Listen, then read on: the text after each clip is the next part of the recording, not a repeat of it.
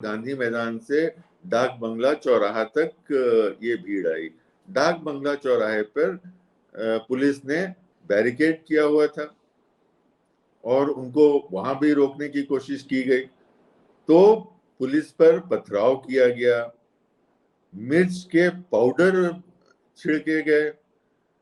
अब पथराव और मिर्च के पाउडर ये दिखाते हैं कि इनकी मंशा क्या थी और इनकी योजना क्या थी। ये चाहते थे कि कुछ ऐसा हो ताकि कोई मुद्दा तो मिले।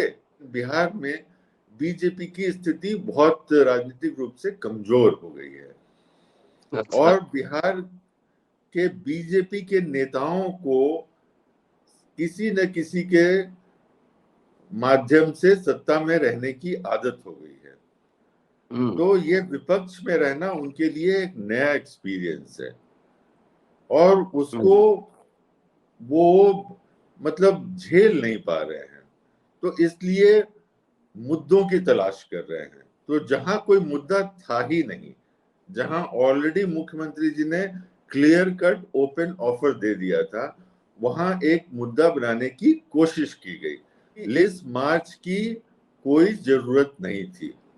और मैं इसलिए कह रहा हूं क्योंकि मुख्यमंत्री जी ने ऑलरेडी अनाउंस कर दिया था कि हम शिक्षकों के सभी नेताओं से मिलेंगे।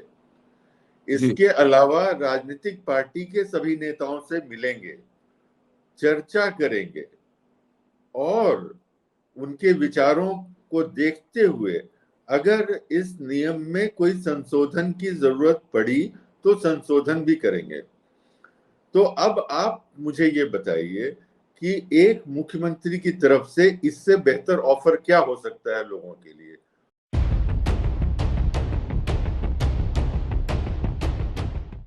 संविधान में कुछ अधिकार हैं, लेकिन अधिकारों पे थोड़ी अंकुश भी है।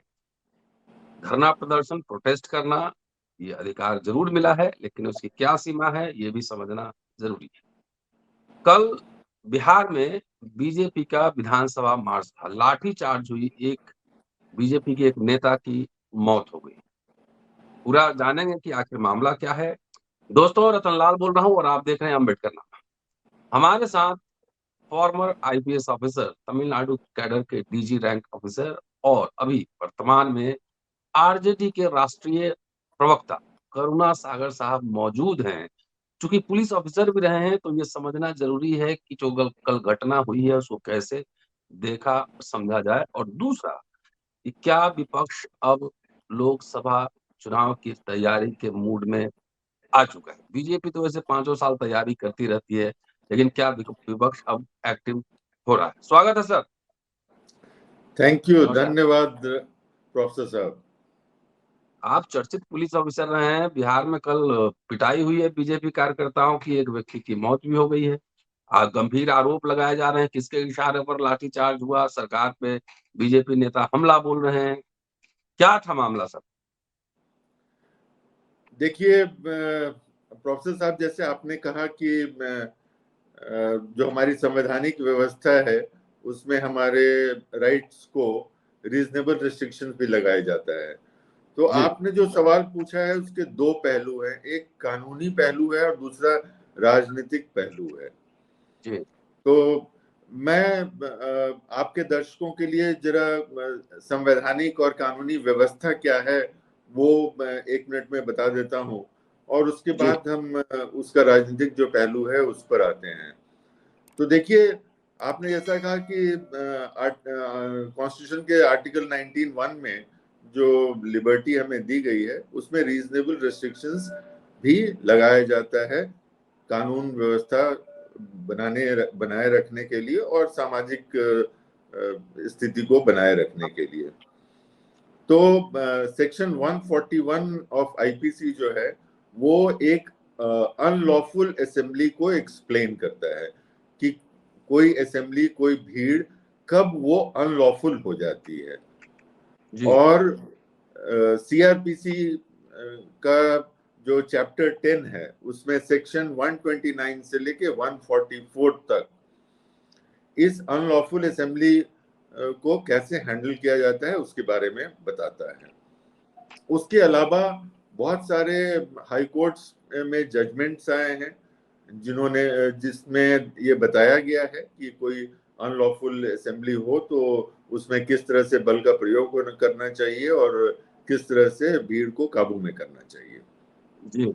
और हर एक जो राज्य है चूंकि पुलिस स्टेट सब्जेक्ट है तो हर एक राज्य का अपना एक पुलिस मैनुअल होता है, उसमें भी एक्सप्लेन किया जाता है कि इस स्थिति में क्या क्या रिएक्शन होना चाहिए। तो ये कानूनी प्रावधान है। अब देखिए मैं राजनीतिक पहलू पे आता हूं। पहली बात कि इस मार्च की कोई जरूरत नहीं थी और मैं इसलिए कह रहा हूं क्योंकि मुख्यमंत्री जी ने ऑलरेडी अनाउंस कर दिया था कि हम शिक्षकों के सभी नेताओं से मिलेंगे, इसके अलावा राजनीतिक पार्टी के सभी नेताओं से मिलेंगे, चर्चा करेंगे और उनके विचारों को देखते हुए अगर इस नियम में कोई संशोधन की जरूरत पड़ी तो संशोधन भी करेंगे। तो अब आप मुझे ये बताइए कि एक मुख्यमंत्री की तरफ से इससे बेहतर ऑफर क्या हो सकता है लोगों के लिए, और अगर ये ऑफर था तो फिर कल जो जुलूस निकाला गया, जो मार्च किया गया, उसकी क्या आवश्यकता थी। जी। तो सिचुएशन ये है कि इस समय खासकर बिहार में, वैसे तो देश में ही वो हाल है, लेकिन बिहार में बीजेपी की स्थिति बहुत राजनीतिक रूप से कमजोर हो गई है। अच्छा। और बिहार के बीजेपी के नेताओं को किसी न किसी के माध्यम से सत्ता में रहने की आदत हो गई है। तो ये विपक्ष में रहना उनके लिए एक नया एक्सपीरियंस है और उसको वो मतलब झेल नहीं पा रहे हैं, तो इसलिए मुद्दों की तलाश कर रहे हैं। तो जहां कोई मुद्दा था ही नहीं, जहां ऑलरेडी मुख्यमंत्री जी ने क्लियर कट ओपन ऑफर दे दिया था, वहां एक मुद्दा बनाने की कोशिश की गई।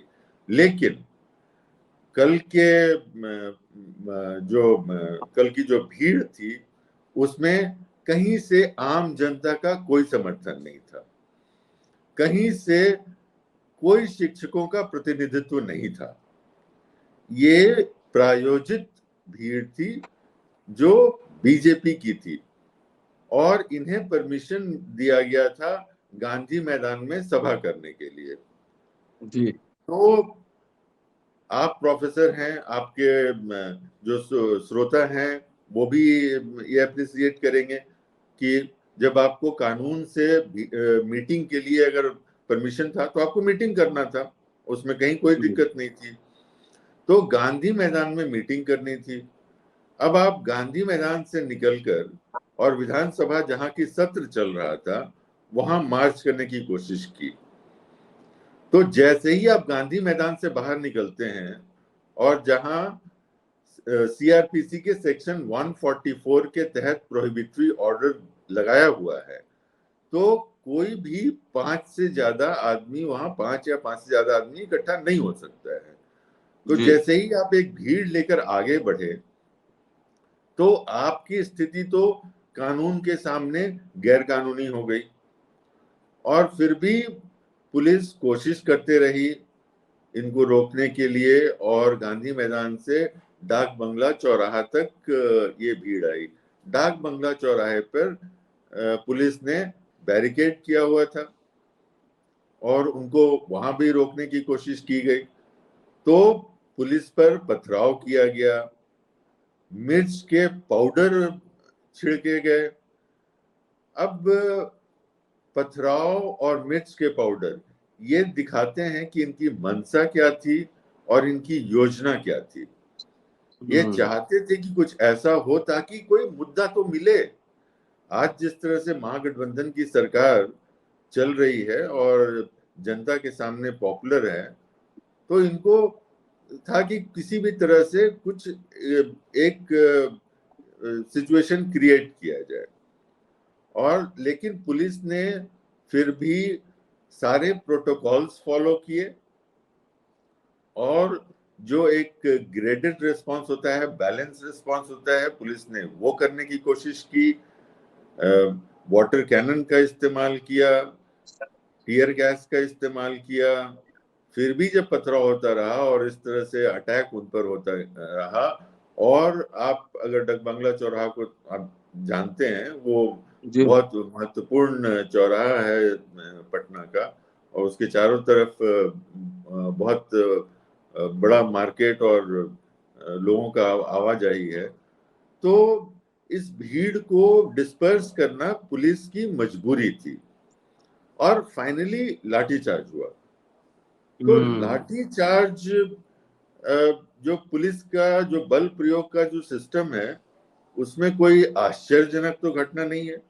ऐसी बात नहीं कि पहली बार कहीं किसी भीड़ पर पुलिस ने लाठीचार्ज किया हो, या सिर्फ ये बिहार में हुआ हो। देश का कोई राज्य ऐसा नहीं होगा, बिल्कुल ही नहीं होगा, जहां कहीं कभी पुलिस ने लाठीचार्ज नहीं किया हो। मैंने 32 साल तक पुलिस में नौकरी की है और सैकड़ों बार लाठीचार्ज हमने किया है भीड़ को तितर बितर करने के लिए। तो ये था। तो इसको बढ़ा चढ़ा के बताने से आप बिहार की जनता को बरगला नहीं सकते हैं, और इनकी जो मंशा है वो लोगों के सामने बिल्कुल साफ साफ दिखती है। कई बीजेपी के नेता इसको हत्या कह रहे हैं और सरकार पे हमला बोल रहे हैं। इसकी तुलना श्रीनगर लाल चौक से कर रहे हैं, डाक बंगला की तुलना। और कैसे इसको पॉलिटिकली कैसे एड्रेस करेंगे इस इशू को? देखिए, कल एक मृत्यु हुई, और मृत्यु किसी भी कारण से हो, किसी की भी हो, वो दुखद है। वो देखिए, कल पटना के एसएसपी ने एक लंबा बयान दिया। सीसीटीवी के फुटेज के मार्फत से पटना एसएसपी ने मिनट टू मिनट बताया कि जिनकी मौत हुई है वो छज्जू बाग में कहाँ जा रहे थे, और उनके साथ 2 आदमी भी थे। और उनके जो 2 साथी थे, उन्होंने भी मीडिया को बयान दिया है कि ये कभी डाक बंगला चौराहा पर नहीं गए थे, पुलिस की किसी भी झड़प में ये इन्वॉल्व नहीं थे।